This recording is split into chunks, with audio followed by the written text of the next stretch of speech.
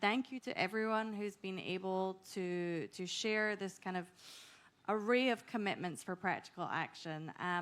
So to wrap this all up, I am going to hand over for a final session to really highlight this call to action to Alejandro Pons. Where are you, Alejandro? Here he is. He just likes to make a comment. What a welcome. Everybody, the man who made us all get to Warsaw with his colleagues. Thank you.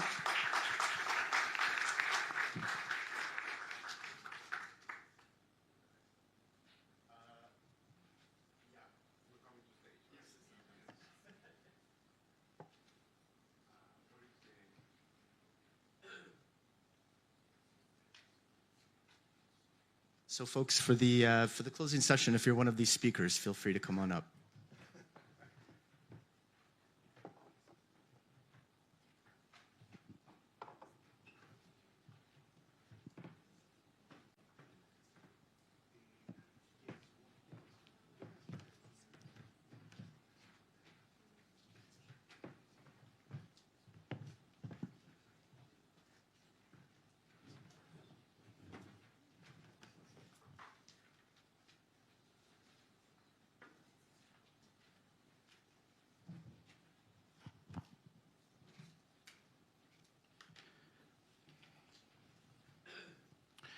Well, thank you very much for the invitation to be here, and welcome to the closing session of a very rich discussion. So we're going to right now we're going to wrap up. To listen to some other interesting experiences from Kenya and Chile, and then our call to action. But before that, So we have. 4 fantastic speakers, panelists that we're going to hear today from. So the first one we're going to hear from Martin Hope. You may have seen him, so he's going to speak through video. So he just is from BMZ, which is the German Development Agency. Then we're going to hear from Dr. Wambua Kituku, from Kenya. Then from Ms. Macarena Martinique, from Chile, and from Udo Ilo from HEAL. So to begin, we're going to start with a message from Mr. Martin Hope.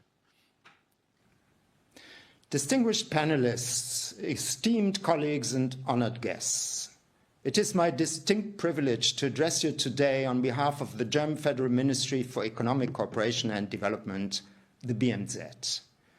I extend my heartfelt thanks to the working group, all the organizers, but also to all those present at day 5 of the World Justice Forum. That is a strong show of commitment, of true interest in discussing how we can strengthen customary and informal pathways to people-centered justice, not for nostalgia, but simply because we believe they can really deliver on the true needs of the people. The breadth and diversity of perspectives shared here today, ranging from justice ministers and senior judges to grassroots justice defenders and engaged scholars, show the extent of global mobilization around the issue and the need for a multidisciplinary and multidimensional approach. The first chapter of the German Constitution, we call it the Basic Law, is all about the fundamental rights of the individual. So it is from our Constitution that in German development cooperation, we put people at the center of our work. This is why, since its start in 2022, Germany has been an active member and supporter of the Justice Action Coalition. In research done jointly with IDLO, we have observed that in many cases, customary and informal justice systems, I'll call them CIJ systems, not only enhance people's access to justice, especially for women and marginalized groups, but also strengthen their broader decision-making power and sense of empowerment within their communities. While the cooperation with CIJ systems, alongside formal justice systems, institutions is a necessary and promising approach to closing the justice gap, it often demands a higher degree of risk tolerance than conventional justice sector reforms. Non-discrimination and human rights have to be a significant and critical component of engaging with CIJ systems, and systematic disregard for these rights would constitute a red line for the German development cooperation. Additionally, CIJ systems are often less considered in national budgets than the former justice systems, which requires an even greater focus on sustainability and long-term commitment from the partner side. Ladies and gentlemen, German development cooperation tries to meet these challenges in its programs. Like, for example, in Zambia, where we use a strong human rights focus and peer-to-peer learning to support coordination, communication, and cooperation between governmental and non-governmental institutions through so-called legal aid desks, which are always implemented jointly by the State Legal Aid Office, a civil society partner organization, and a host institution such as the police. This approach has developed into a very successful model for cooperation. We also support the Gender Justice Platform by UNDP and UN Women, which assists various CIJ actors, including in Guatemala, where the Gender Justice Platform is supporting a new initiative to strengthen the capacities of both formal and indigenous justice systems at the local level to address cases of violence against women using gender-responsive and culturally relevant approaches.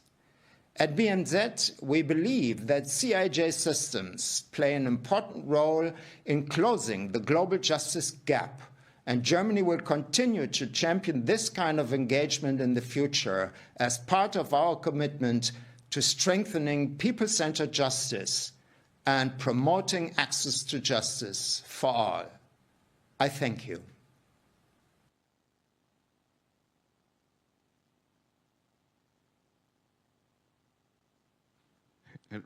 Thank you to Martin just for championing and within obviously BMZ, but also just broader within the TED network, customary and informal justice. So he has been a true champion, and we welcome just his remarks. So now we're going to give the floor to Dr. Wambua Kituku. So he represents the African Center of Excellence for Access to Justice and is the Executive Director Kitua Sheria. He has more than 20 years of experience doing this work. And I would like to start the conversation Dr. Kituku, if you can share with us the role that Kitua Sheria do when providing support for the people who are looking for justice, and how do you support them? Thank you very much. And also big thanks to the organizers for giving us this platform to share our experiences. Kitua Sheria is the oldest legal aid providing organization in Kenya. It was set up in 1973. So we basically provide legal assistance to indigent and vulnerable in society. We have 3 offices in Kenya, so we receive clients and provide that assistance. We also work towards eradicating barriers to justice through public interest litigation.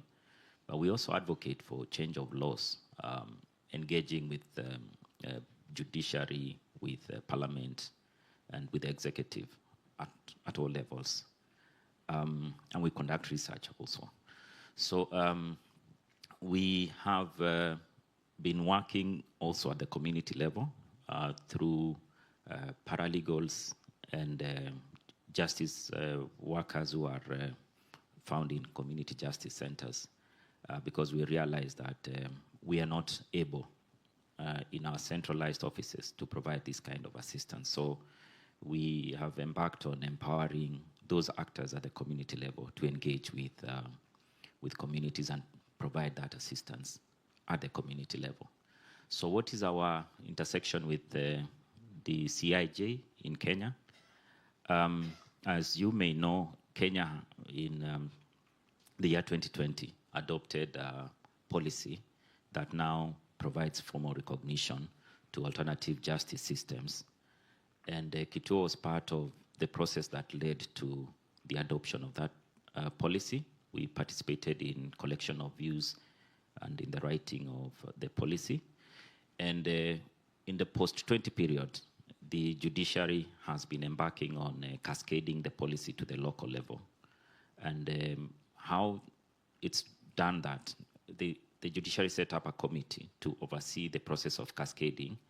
So in every subnational unit, there is a high court station. So in that high court station, there are court users committees that bring together all actors in the administration of justice and also civil society. So each court session will be required to come up with a county action plan for implementation of the policy. So again, Kitua and its partners and paralegals also participate in the development of those local level action plans.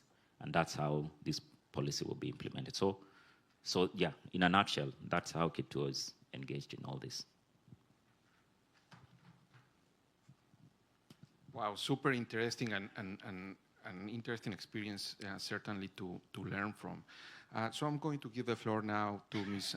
Macarena Martinique, who is from Chile. I mean, she has been doing a lot of work just on legal empowerment, if I remember correctly, and she is the coordinator of empowerment and public participation at FEMA. So Macarena, I mean, just you're coming from a different context. I mean, Latin America, in Chile, with I mean, we know diverse society. So if you can talk a little bit about some of your work in a context like Chile, and particularly the role just of integrating legal empowerment and customary and informal justice. Thank you for the invitation. I'm going to talk about like a specific story or work that we have in FEMA, but this is something that legal empowerment we are trying as an organization and also as a member of the Grassroots Justice Network to bring to different spaces that we are working in. So I'm talking about like specifically the Cahuéscar communities in Chile. Cahuéscars are a canoe and coastal indigenous community in Chile. When a Cahuéscar dies, his soul doesn't go to the sky, it goes to the sea. That is how closely linked their cosmovision is to the sea. And that is like something common that also happens with a lot of indigenous communities in Latin America. Their way of seeing life is very closely related to the territory. However, Cahuéscars and many indigenous communities in Latin America have been forced not to live in their place, in their ancestral place. They are not able to speak their language. That was prohibited in some moment, but now their language is being fading away.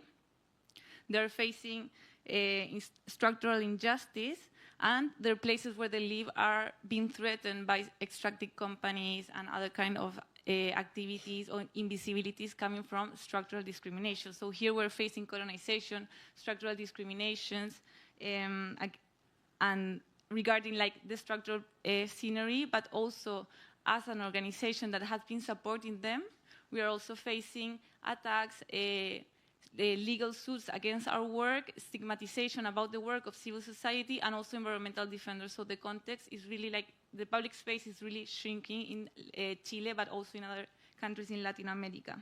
So we've been working with Cahuéscar communities for almost 10 years.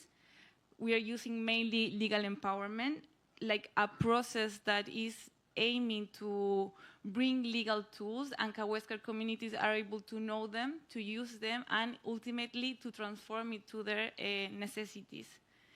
Legal empowerment is not legal aid. That's something very important to understand. We just don't file cases, and Cahuéscar communities are not our clients. and that in Latin America and in the environmental field, for those that have been following the environmental access to justice field in Latin America, is very important because we know that the best legal suits, the best legal decisions are lacking of implementations probably in every country, in every scale.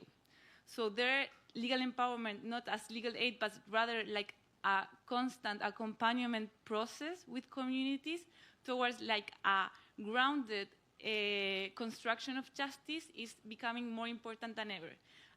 And if we add to that the context that we are experiencing in Chile that is also common to other countries where the public space is shrinking, we didn't knew that for this moment, legal empowerment would have been the most preventive tool. So in moments where organizations like us are being like stigmatized and we're seen as holding back investments and anti-development, being the communities able to defend by their own words, their own actions, their tools, the legal tools, and them knowing which are the pathways, which are the actions, is more important than ever. Well, as for communities, since we started the work, nowadays they are organizing, not only with Cahuéscar, but also with other communities, spaces to make public observations to extractive projects. They are also organizing broader collective organizations. Cahuéscar experience is not only now being propositive to the region, but also is being an example for other organizations and other communities that are facing the same challenges.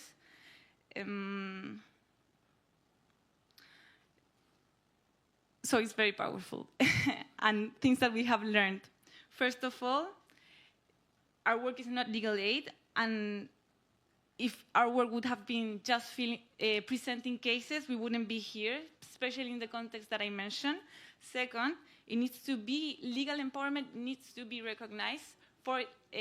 Institutions need to be recognized. I know there are other countries that have this figure of paralegal, and they are formally recognized. In countries like Chile, and this happens a lot in other countries in Latin America, paralegals are not recognized as such, and legal empowerment is not seen as a legitimate of another or a different way to justice. If legal empowerment would have been seen as a pathway to justice centered in people, we wouldn't be in the context that we are now, where legal empowerment or defense territorial process are seen as holding back investment. They would be seen as pathways to justice and as part of a healthy democracy. It's also very important that these experiences could be shared in different spaces, local, regional, and global. So for us as an organization, we've seen like important spaces and tools for this. For example, Escazú is a regional tool, very important for us. As an organization, we were actively part of the negotiation, and now we're taking these experiences, the Latin American experiences with other partners, to other regional contexts, like the African context, that are also, from a lot of colleagues have mentioned, they're also starting this kind of conversations in the region.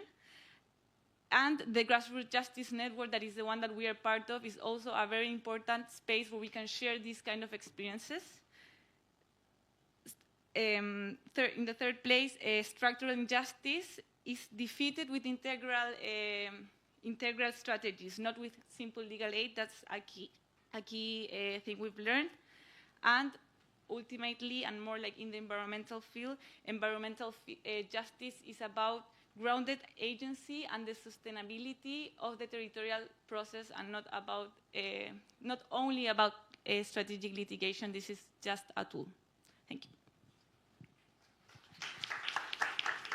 Thank you, Macarena. Very, very interesting, these two perspectives, just from Kenya, really using the institutional framework and the experience in Chile, I mean, through empowerment and empowering communities. I mean, it's also something important that we have discussed in this meeting. I mean, so not only empowering individuals, but empowering communities as well, as a way of fighting for their rights. So I would like to open the floor now for questions. Just if someone can pass the mic. I mean, I don't know if anybody has questions about the approach, so they can go more in depth. Hector?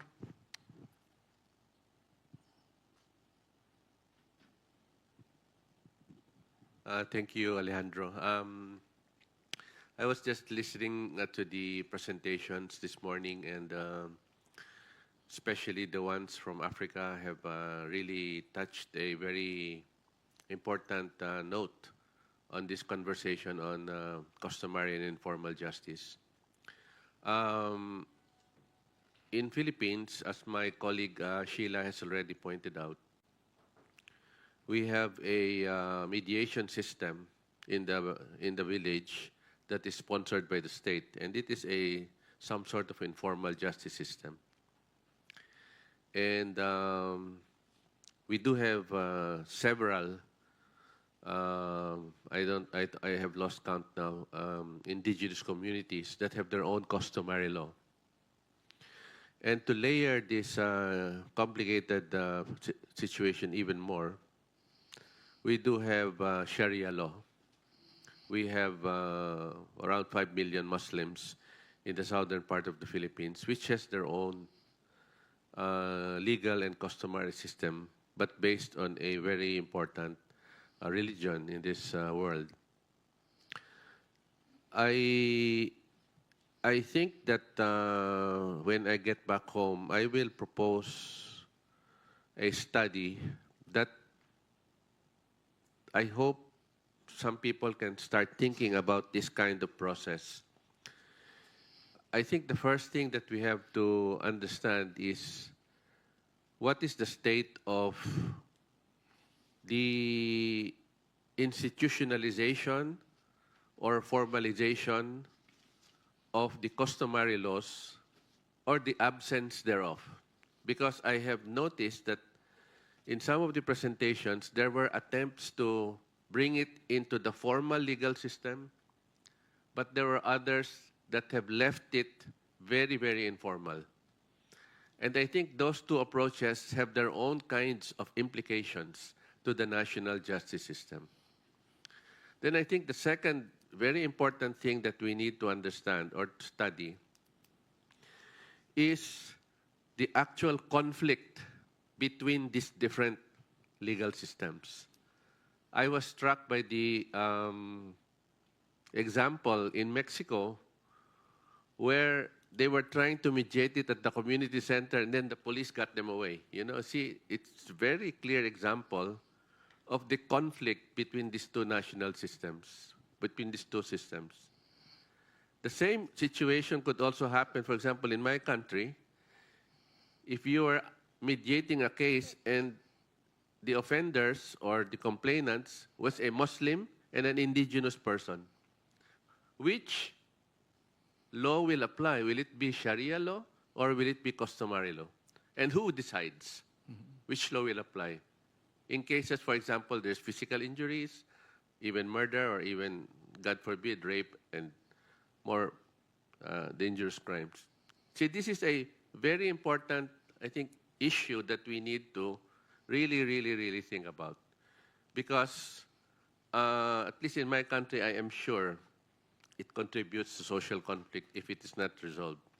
So I hope that we can start thinking about these issues, and maybe IDLO or some other organization can think about, you know, in a sense, pushing the envelope on these issues, because I think it is one way of getting into the bottom or the understanding of how customary and informal justice interacts with the formal justice system and what are the implications of that kind of interaction. Thank you. Thank you. Claire? Just very quickly. Very quickly, I just wanted to say thank you so much. What an inspirational session with hearing from OECD countries, in fragile and conflict-affected situations. This approach is relevant everywhere. And I wanted, rather than asking a question, I just want to make a commitment, if I could, which goes back to the last session. I'm from ODI Global. We're a think tank. And we've been working for the past 4 years on making the economic case for this kind of investment. Quite a few contributions have been about resources and going to scale. and we're trying to gather evidence and make the case that the justice sector needs to think about rebalancing its budget so that more resources are focused on exactly this kind of intervention. We're looking to show how cost-effective this kind of work is. And also, we're gathering evidence that it is also a very good value for investment, that it produces good high returns on investment, the best, actually, in the justice sector, and some of the best globally.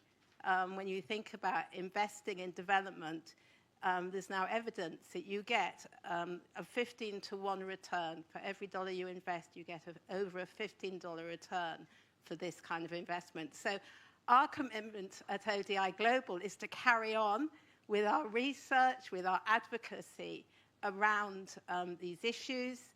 The Justice Action Coalition's Justice Financing Framework is working towards a recommendation that countries should spend 2.5% of their justice budgets on these kind of frontline justice services, and we commit to continue to support that work.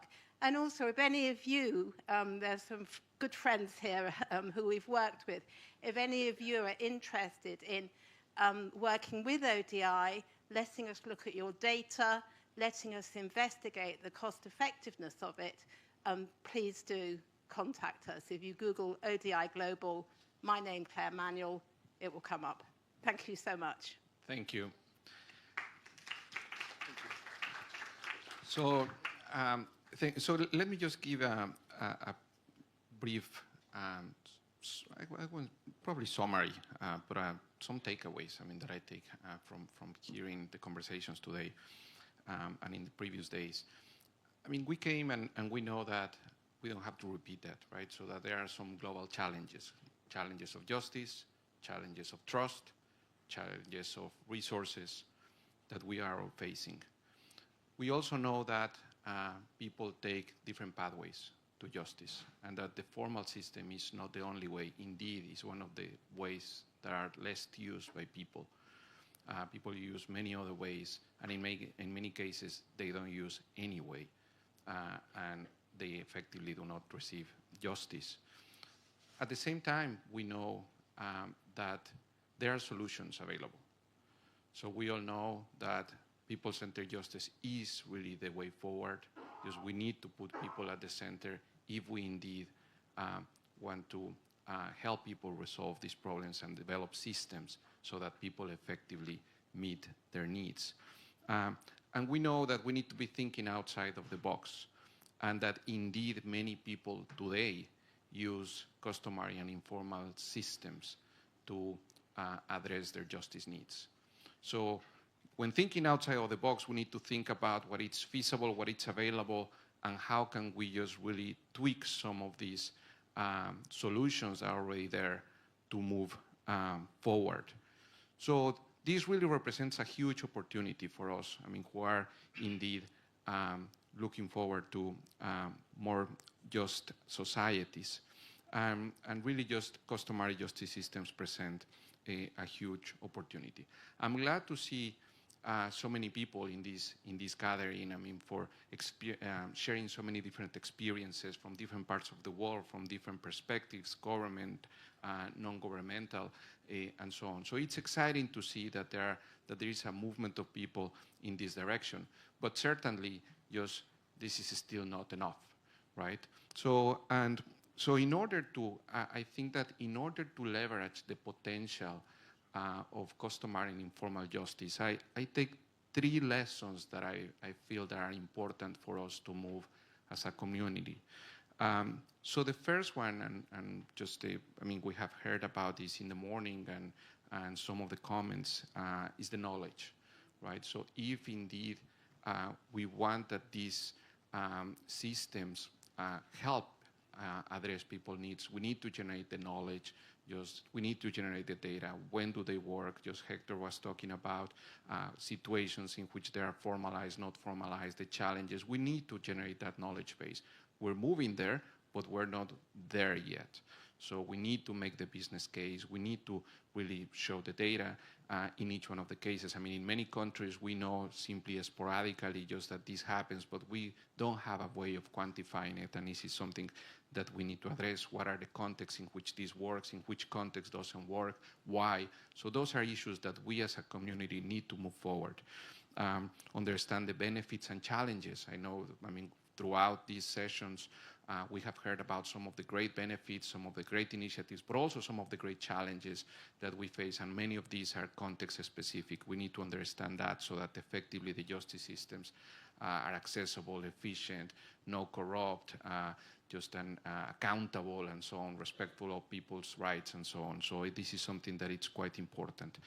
The second one is that we need to support and empower both users and providers. And we were listening about just the power of legal empowerment, and we were listening about that need just in many cases of empower them. So this is something that we as community should look at. I mean, this is not going to grow unless just we support the people who are already doing it or the people who are really looking for it. So we need to support these systems.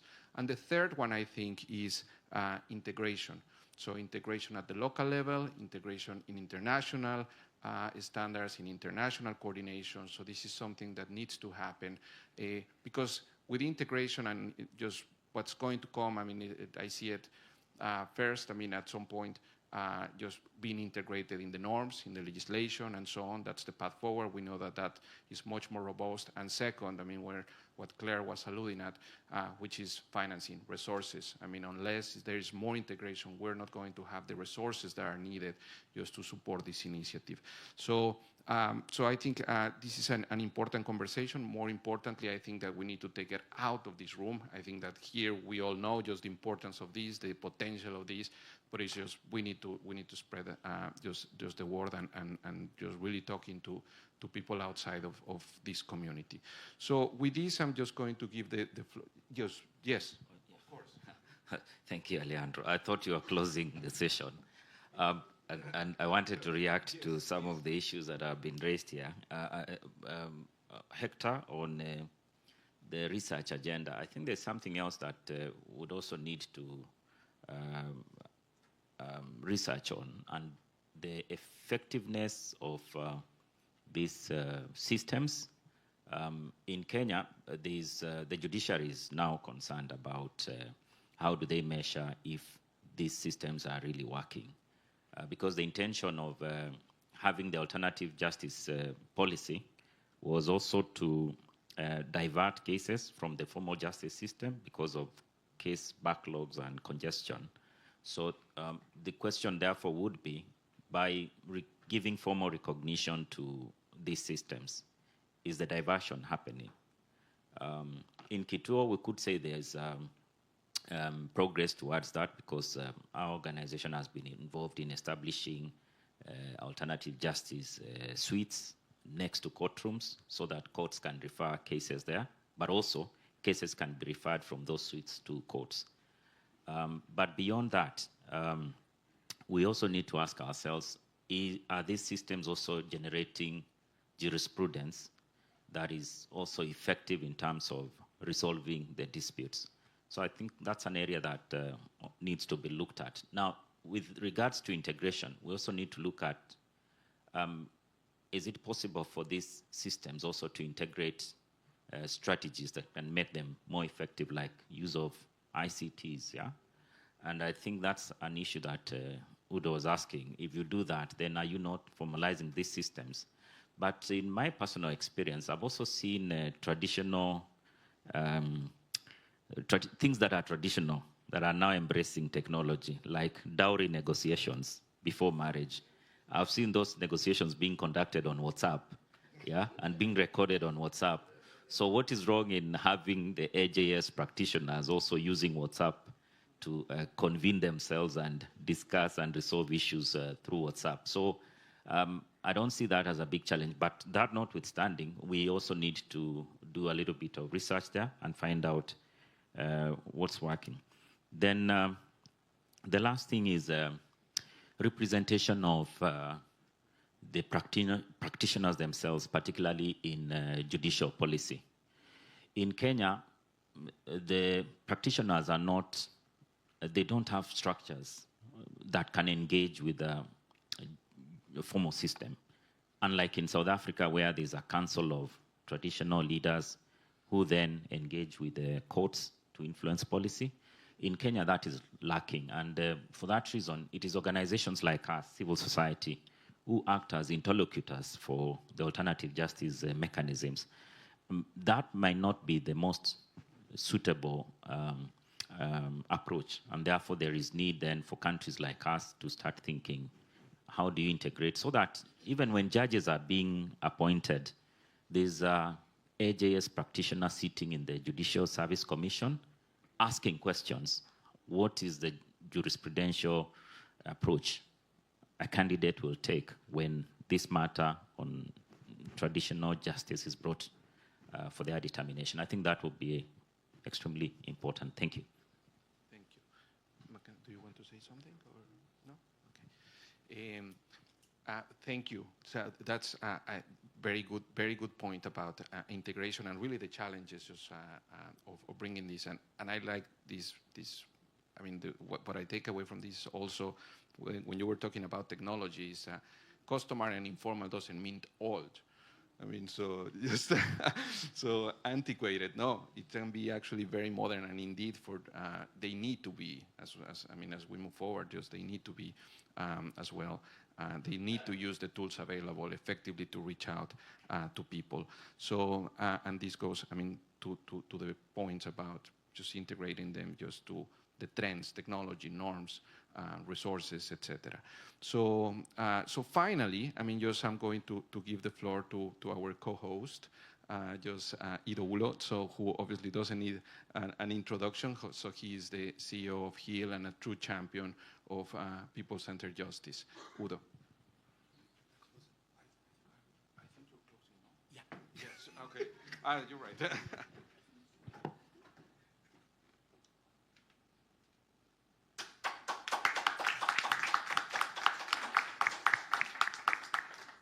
Okay, thanks for that. I think my job is the easiest, actually, because it's just for me to echo all the exciting things that have been said and remind us of the call to action. But I have many names, and one of the ones I really, really love is when they call me a village boy. I'm actually a village boy. I grew up in the village. And so where I come from, if you don't have a homestead in your ancestral village, you can't even take a title. You're incomplete. If you can have a skyscraper in New York, but if you don't have a house in the village, when the elders or when the men, in quote, are talking, you can't come because you don't have a house. And so trying to ensure that I comply with the rule of my ancestors, I decided to buy a property in the village because I was very interested in having my homestead close to my father's grave. And the places where we had property was far away from that. So I went to a cousin of ours and said, could you guys sell me your land? And we agreed, we negotiated. But there are two brothers. The older one, who is not very well-to-do, not educated, and the younger brother who is a little exposed. And so they decided, because the older one didn't have a bank account, we were going to pay the money into the younger brother's account, which we did in a ceremony because you have to bring in the community. So we did a ceremony. Usually should be paying cash, but, you know, cashless society. And we did the transfer. And it went into his account. And that was where the problem started. 1 year down the line, the elder brother had not seen a dime. And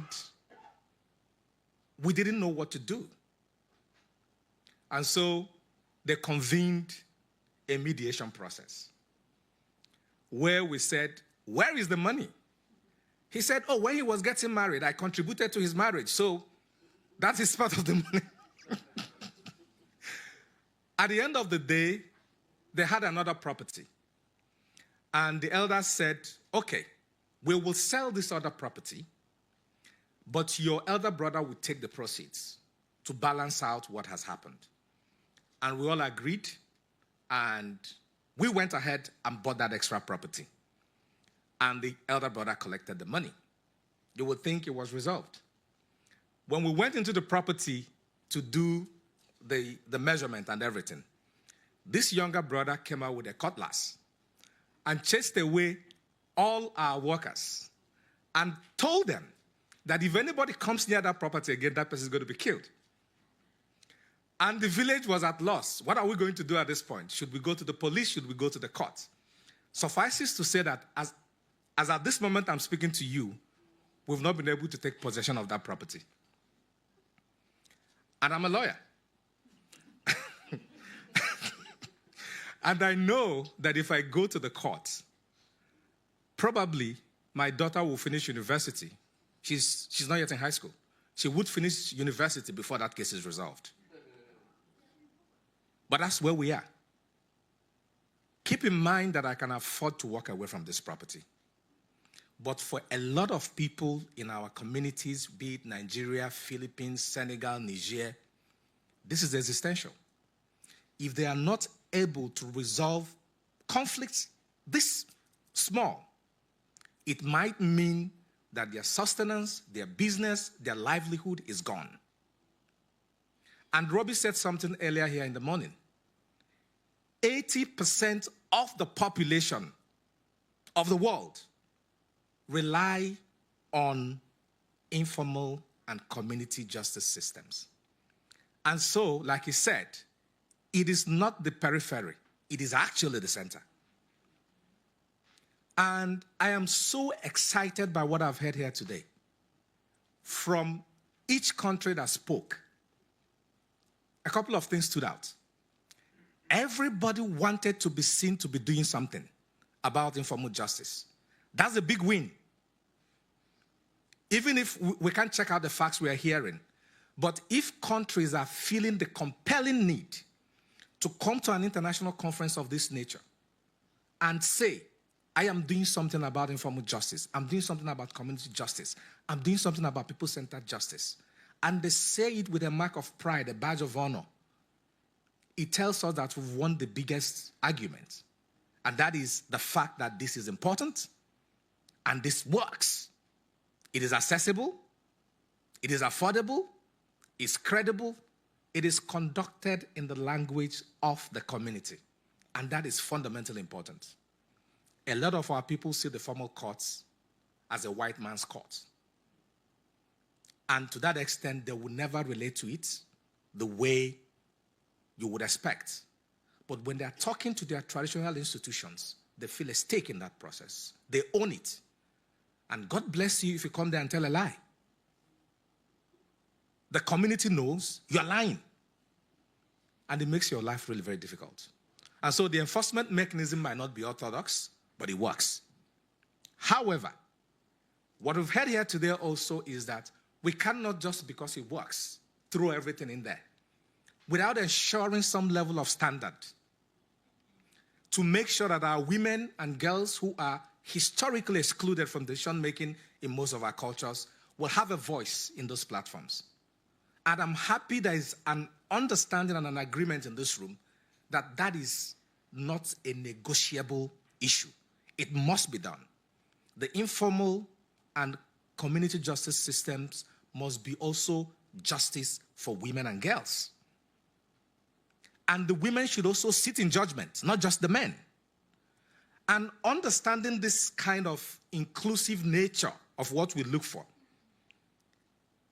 feeds into our call for action. Because the breadth of what is being done across the world just tells me that there's a lot we can learn from each other. This is really working. This is a movement. And so we should go back with a sense of determination, a sense of joy that we have started something that, in my view, can't be stopped. It can only get better and better, but it requires our collective effort. Hence the need in our call to action to recognize the centrality of customary and informal justice. we should start from that point of view, that this is central. It is not by the side. It is in the middle of it. And the huge opportunity it provides. The call to action invites us to make sure we build safeguards, to make sure that communities, the vulnerable, the marginalized, are able to have as much voice in the system like everyone else. The call to action is also about urgency. The time is now. It's not something we do after the election if we win or we don't win. It's something we have to start doing right now. And organizations in this room must be part of that movement to ensure that the actions start now, that we keep building on the progress that we've seen so far. Women and girls must play an important role, the call to action says. But we need an overarching policy environment that actually supports these efforts. So government has a duty to create the policy that makes this scalable, sustainable, and cost-effective. And we've provided a lot of examples in this room that can help us do that. It must be locally owned. The thing about good things like this is that we get so excited. And I go to my village and I say to them, if you see what they're doing in Niger, we have to do it here. It doesn't work. Every kilometer, every community, every settlement you pass, they have a different culture, they have a different orientation. And so we invite you to understand that we have to do this with an international standard, but it has to be locally specific. That is why it is community. That is why it is informal. It is tailored, it is bespoke. And when we do that, we are opening the space to more than 80% of the world population to have access to a justice service that is actually responding to their need. And we invite you to leave this room as the vanguard of this movement. Thank you.